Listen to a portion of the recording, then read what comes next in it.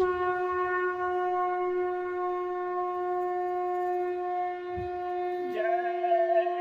गुरुदेव। जय गुरुदेव।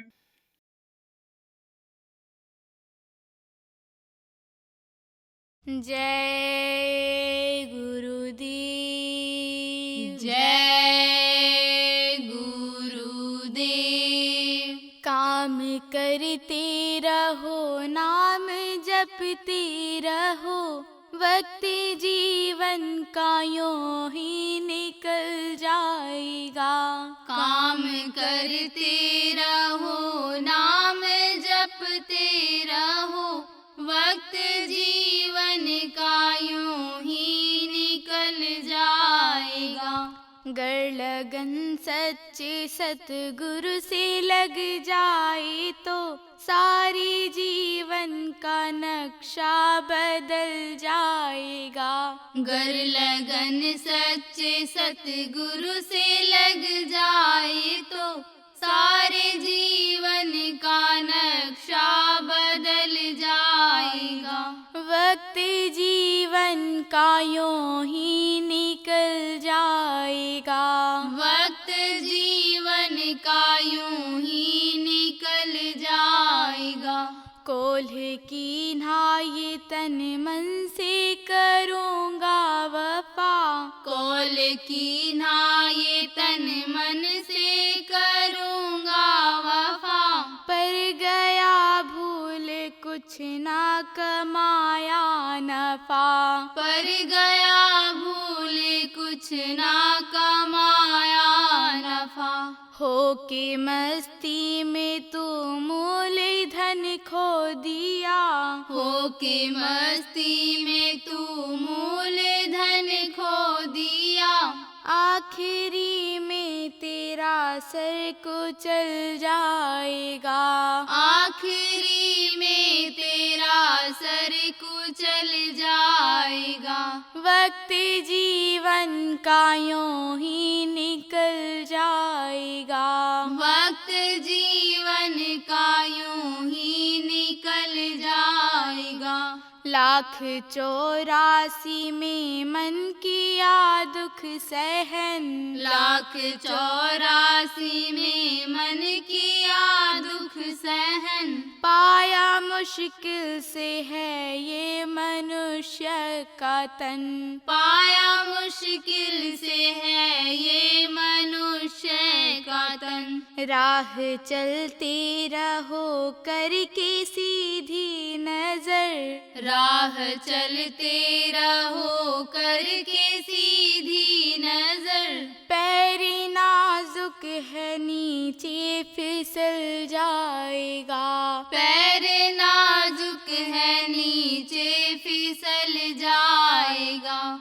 वक्त जीवन का यूं ही निकल जाएगा। वक्त जीवन का यूं ही निकल जाएगा। छोड़ कर छल कपट मोह माया का असर। छोड़ कर छल कपट मोह माया का असर। गर लगाओ प्रभु जी से सच्चा लगन।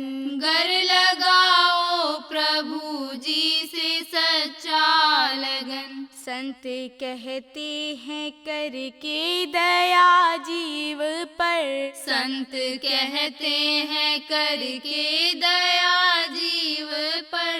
मन से अंदर में तू ध्यान गुरुवर का कर। मन से अंदर में तू ध्यान गुरुवर का कर। सच्चे मन से तू भक्ति में लग जाएगा। सच्चे मन से तू भक्ति में लग जाएगा।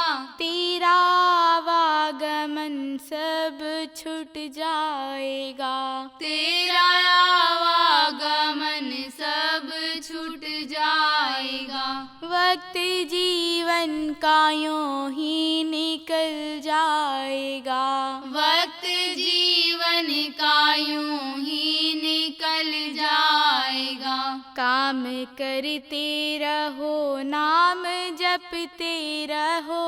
काम काम करते रहो, नाम जपते रहो। वक्त जीवन का यूं ही निकल जाएगा, वक्त जीवन का यूं ही निकल जाएगा। जय गुरुदेव, जय गुरुदेव।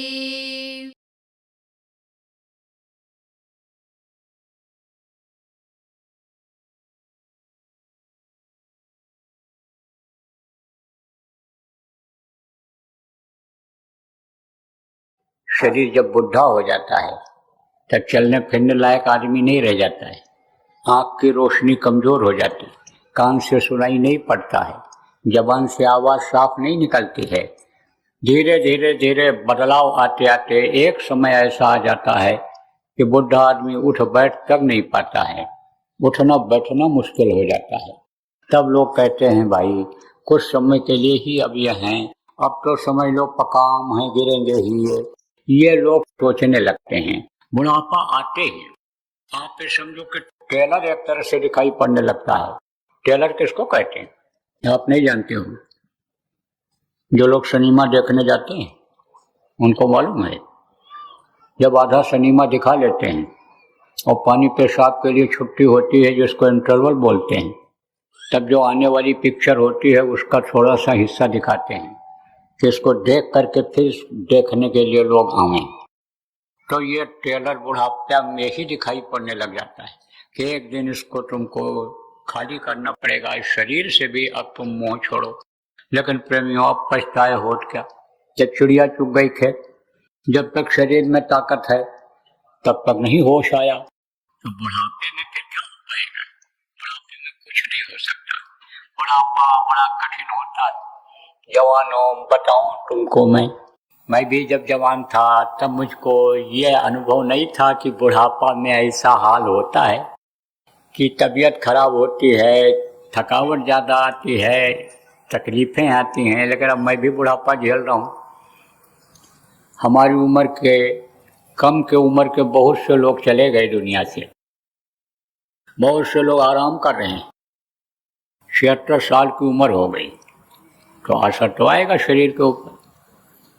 अब आप ये समझो कि जो गुरु महाराज काम दे गए उसको तो करना ही करना है। गुरु की आज्ञा चाहे रैन में हो, चाहे बैन में हो, चाहे सैन में हो, उसका पालन करना ही गुरु भक्ति होती है। तो गुरु महाराज जो आदेश देकर गए उसका पालन करने के लिए आज मुझको आना पड़ा।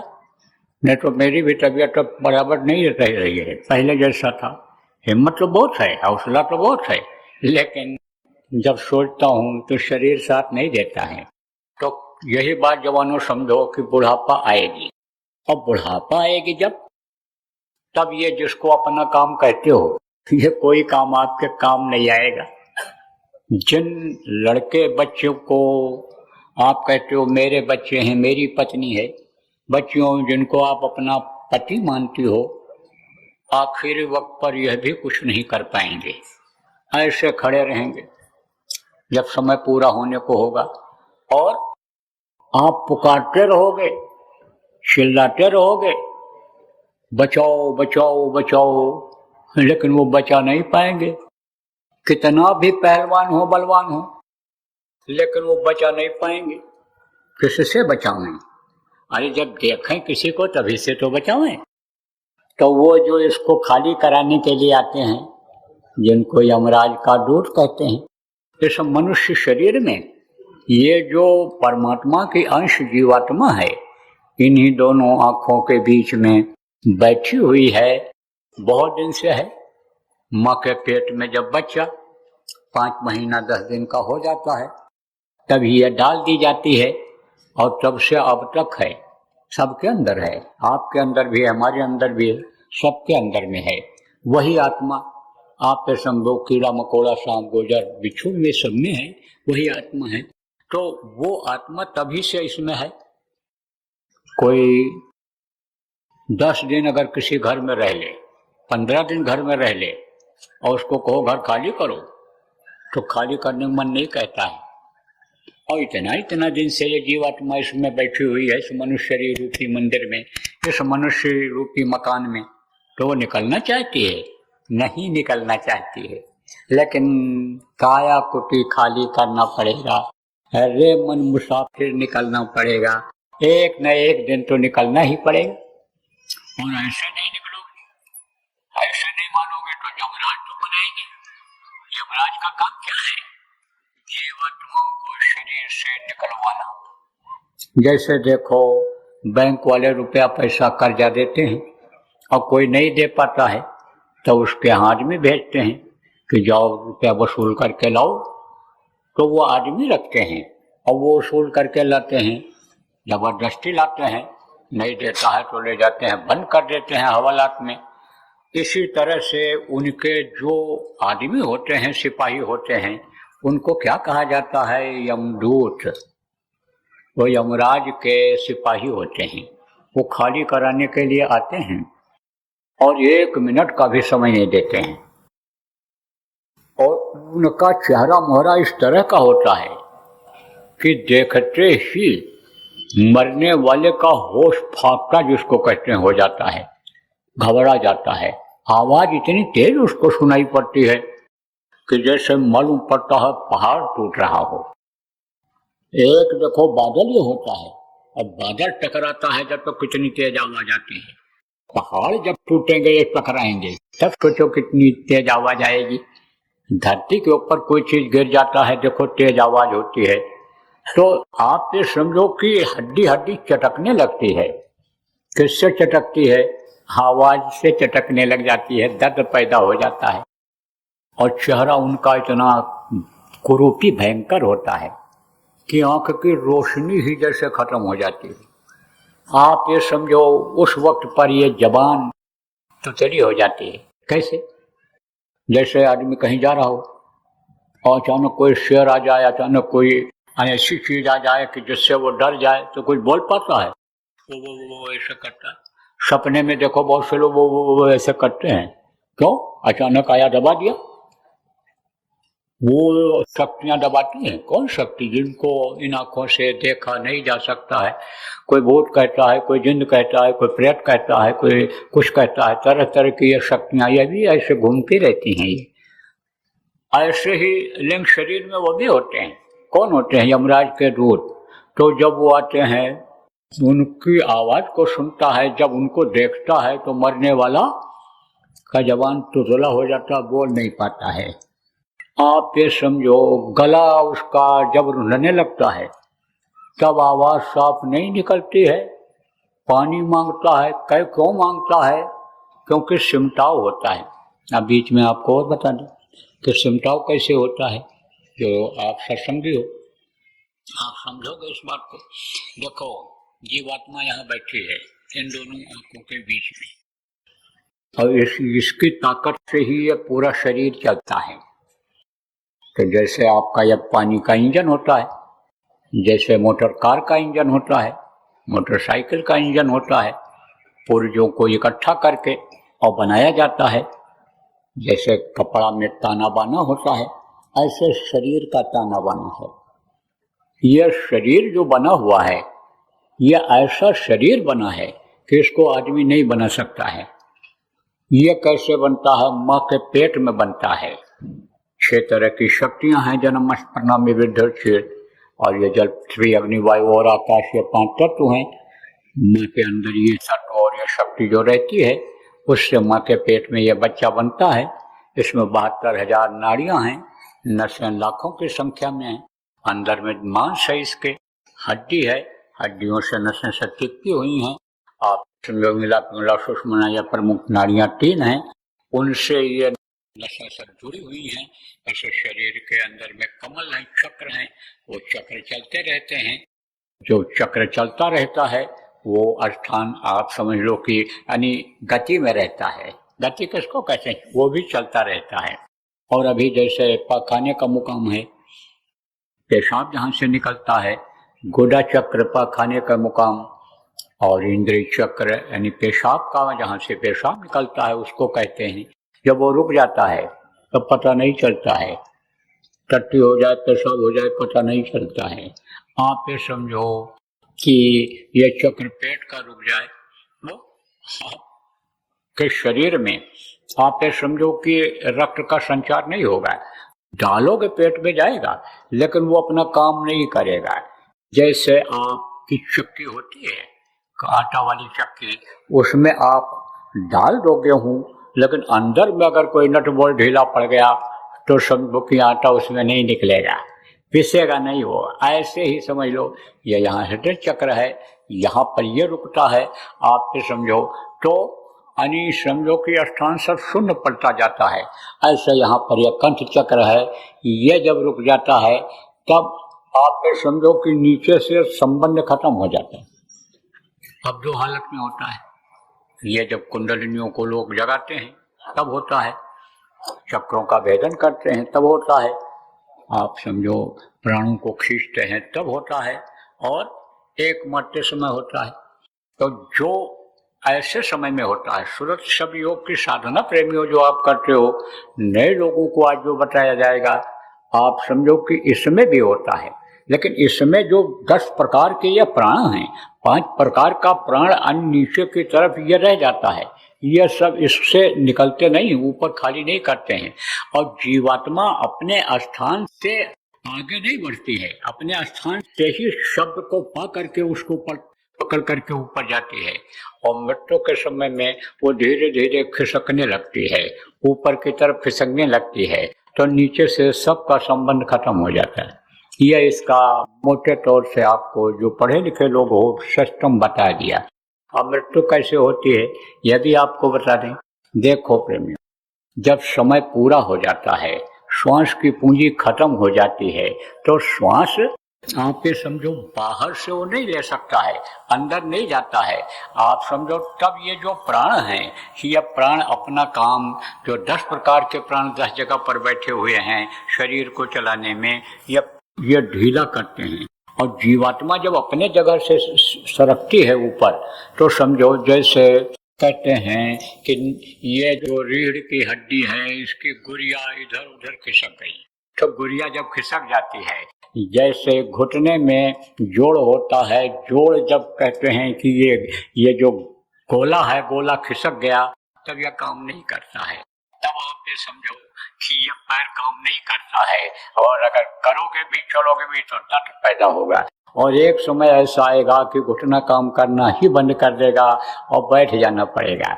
ऐसे ही ये जीवात्मा ऊपर की तरफ सरकती है, तो ऊपर की तरफ जब जाती है तो नीचे का संबंध इसका खत्म होता चला जाता है, तब उसी समय से सिमटाव शुरू हो जाता है। जीवात्मा की ताकत से ही यह अंगूठा चलता है, यह आपका नाखून बढ़ता है, बाहर निकलता है। जीवात्मा का संबंध कहाँ है? जीवात्मा बैठी कहाँ है? शिखर पर। शिखर किसको कहते हैं? सबसे ऊंचाई पर। कहाँ पर?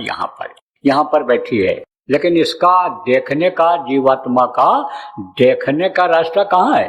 इन दोनों आंखों के बीच से है, यहाँ से दिखाई पड़ती है। जैसे देखो प्रेमियों, आप समझो कि पेड़ वो वहां पर है, लेकिन दिखाई यहाँ से पड़ता है। इसी तरह से देखने का स्थान ये यहाँ पर है, ये दोनों आंखों के बीच से देखी जाती है जीवात्मा। वो जो अंदर में जीवात्मा को देखने वाली आंख है, उसी को दिव्य दृष्टि, आत्मचक्षु नेत्र कहते हैं। तो उसका संबंध यहाँ तक, अंगूठे तक है, तो सिमटाव शुरू हो जाता है। ऐसे जब सिमटाव नीचे से शुरू हुआ तो आप समझो कि ये नसें सूखने लगती हैं, नसों में पानी भर जाता है, और ये सूख करके आप या फूल करके नसें इस हड्डी से अलग हो जाती हैं। तब ये हड्डियां जब सूखी हो जाती हैं, इनको रस किससे मिलता है? हड्डियों को इन्हीं नसों से मिलता है, ताकत नसों से मिलता है। तो हड्डियां ये सूख करके ये चटकने लगती हैं, दर्द करने लगता है। तो देखो मरने वाला आदमी ऐसे हाथ पैर पटकने लगता है, छटपट करने लग जाता है। आप ये समझो फिर टट्टी पेशाब हो जाता है, पता नहीं चलता है। उसके बाद में ये जो चक्र रुकता है, तब उस चक्र से खून का बनना, शरीर में अन्य चीजों का अन्य समझो कि विस्तार नहीं हो पाता है। हृदय चक्र रुकता है, यहाँ पर यह प्राण है, यह प्राण जब ऊपर को खिसकता है तो ये सब स्थान शून्य पड़ते चले जाते हैं। और गला रुंध जाता है। गला रुंध जाता है क्योंकि वो चक्र जो कंठ चक्र है बंद हो जाता है तो गला रुंध जाता है, तो पानी भी अंदर नहीं जाता है और प्यास बहुत लगती है। उस वक्त पर पानी मांगता है, लेकिन कोई बहुत से लोग समझ नहीं पाते हैं। इसीलिए कुछ लोग जो समझ भी गए मुंह में कहते हैं भाई आखिरी वक्त पर पानी डाल दो। कहते हैं पानी डालने वाला कोई यानी समझो घर में होना चाहिए, आखिरी वक्त पर पानी पिलाने वाला होना चाहिए। जैसे यानी कहावत है कि यानी समझो कि उनको कोई पानी पिलाने वाला नहीं मिला और वही अब यानी छाती पीट करके उनके लिए रोते हैं कि हाय हुसैन हम न हुए, हाय हुसैन हम न हुए, हम होते तो पानी पिला दिए होते। तो ये आप फिर समझ लो प्रेमियों कि मरने की जो अवस्था होती है तो बड़ी कठिन होती है। उस समय बहुत तकलीफ होती है मरते समय, और जिनको मरते समय तकलीफ होती है उनको मरने के बाद भी तकलीफ भोगनी पड़ती है। आप ये समझो कि यह मनुष्य शरीर तो छूट जाता है और मनुष्य शरीर जैसा ही पिशाच का शरीर होता है, पिशाच के शरीर में इस जीवात्मा को बंद करके 86,000 योजन यमपुरी है वहाँ ले जाते हैं। वहाँ पेश होना पड़ता है, वहाँ सबका हिसाब होता है। कहते हैं राम झरोखे बैठकर सबका मुजरा ले, जाति जैसी चाकरी वाको वैसा दे, जिसकी जैसी चाकरी है उसको वैसा वो फल देता है। कहते हैं कि नरक जात फिर क्यों पछताता, जस करनी तस भोगो ताता।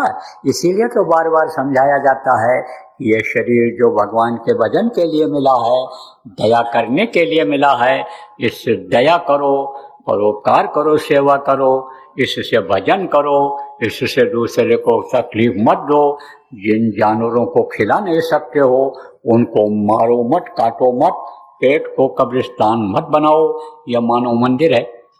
तो आप ये बात को समझो कि यमराज के सामने सारा लिखा पढ़ी होता है। पैदा हुए उसी समय से लिखा पढ़ी चालू हो जाती है। अब आप कहोगे मैं तो देख नहीं पाता हूँ, इन बारी आंखों से आप उनको नहीं देख सकते हो जो उनके दोनों कंधों पर बैठा दिए जाते हैं।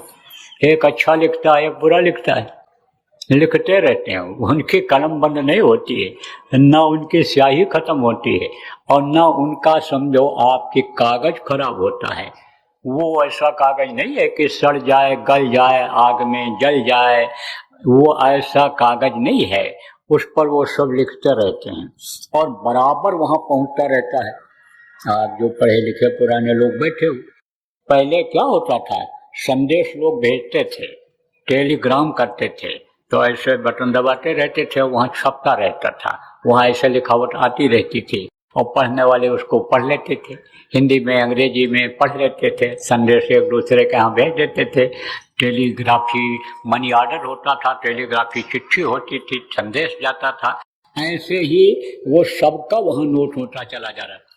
अरे आप नहीं समझोगे, लेकिन कंप्यूटर वाले अब बहुत लोग हो गए, मोबाइल वाले बहुत लोग हो गए। तो आप ये समझो कि ये मोबाइल और ये कंप्यूटर तो आपका खराब हो जाता है, लेकिन उसके कंप्यूटर में कभी भी कोई खराबी नहीं आती है। समझ लो वहाँ सब रिकॉर्ड होता चला जाता है और उसी के अनुसार सजा मिल जाती है।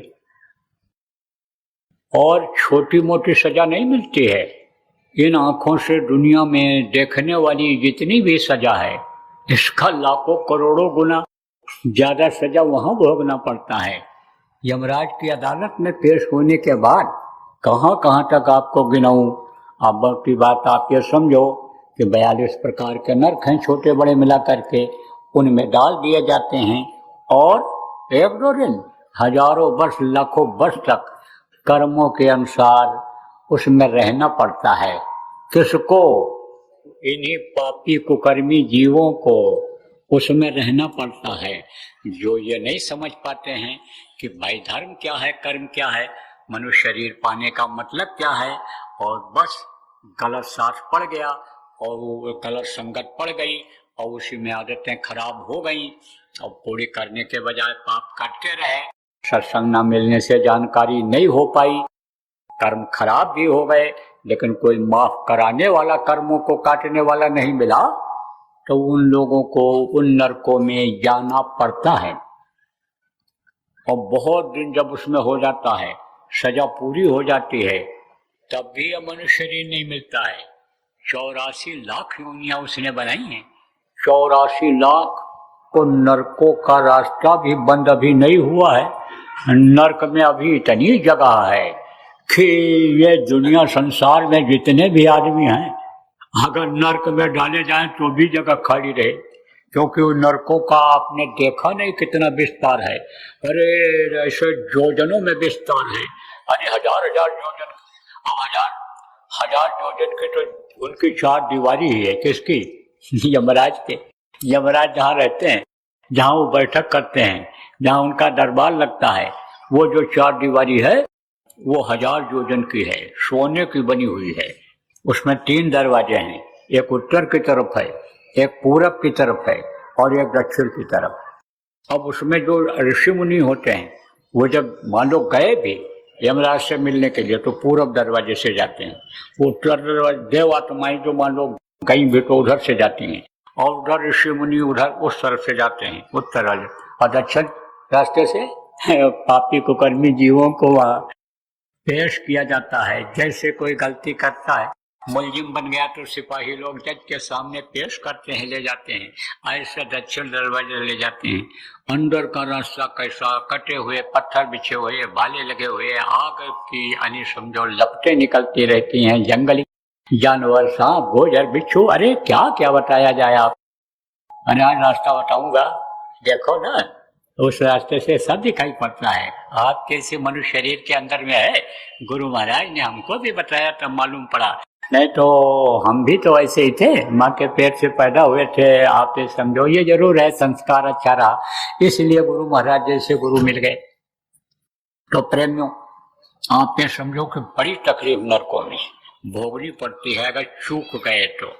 अब आप ये समझो कि कर्मों में आदमी फंसता है। यह मनुष्य शरीर जो मिला है, ये देव दुर्लभ शरीर बताया गया। क्यों बताया गया? क्योंकि मुक्ति और मोक्ष का रास्ता इसी मनुष्य शरीर में ही है।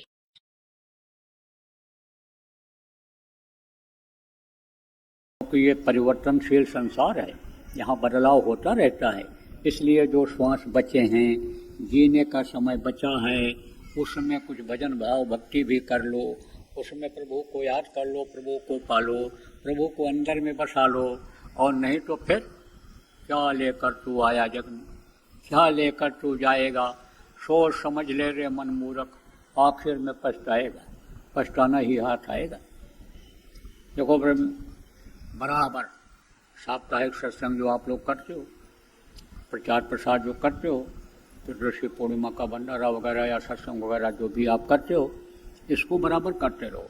जनहित का भी काम करते रहो, लेकिन जीव हित का काम अब ज़्यादा करो। आप जीव हित के काम में ज़्यादा लगो। जीव हित का काम क्या है? जीवात्मा इस शरीर से निकलने के बाद नरकों में न चली जाए, काटी सड़ाई जाए, गलाई जाने लग जाए, यह फिर कीड़ा मकोड़ा, सांप, गोजर, बिच्छू, यह पक्षी और ये जो वृक्ष हैं, इन योनि में ना आवे, इनमें न तकलीफ झेलना पड़ जाए, यह काम पर अब ध्यान दो, आपकी भी न फंसे और जो जीव हैं ये भटक रहे हैं वो भी न फंस जाएं। तो उनको रास्ता बताओ, लोगों को शाकाहारी बनाओ, नशा मुक्त बनाओ, नामदानियों को भजनानंदी बनाओ। इस पर अब ज़्यादा जोर दो। अब यह समय आ गया, नहीं तो बज रहा काल का डंका, कोई बचने न पाएगा। बचेगा साधजन कोई जो सत्य लगाएगा, जो साधना करेगा, साधक होगा, उसी की बचत होगी। और नहीं तो खराब पर खराब समय आता चला जा रहा है, और उसका जो है आपको नज़ारा समय समय पर यानी आंधी तूफान के रूप में, ज़मीन फटने धंसने के रूप में, लड़ाई झगड़ा के रूप में नज़ारा नज़र आ रहा है, दिखाई पड़ रहा है। जो पढ़े लिखे लोग हो आप ध्यान दो। जय गुरुदेव। सरकारी व गैर सरकारी अनुदान के लिए बिना सत्संगियों के सहयोग द्वारा जनहित के कार्यों में लगी हुई बाबा जय गुरुदेव धर्म विकास संस्था का मुख्यालय पिंगलेश्वर रेलवे स्टेशन के सामने मक्सी रोड, उज्जैन, मध्य प्रदेश में है। यहाँ पर सत्संग व नामदान का कार्यक्रम होता रहता है। अतः आप श्रोताओं से अनुरोध है कि बाबा उमाकांत जी महाराज के आश्रम उज्जैन एक बार परिवार सहित जरूर पधारिएगा। जय गुरुदेव। आपके सुझाव के लिए व्हाट्सएप नंबर 9575600700। जय गुरुदेव, जय गुरुदेव।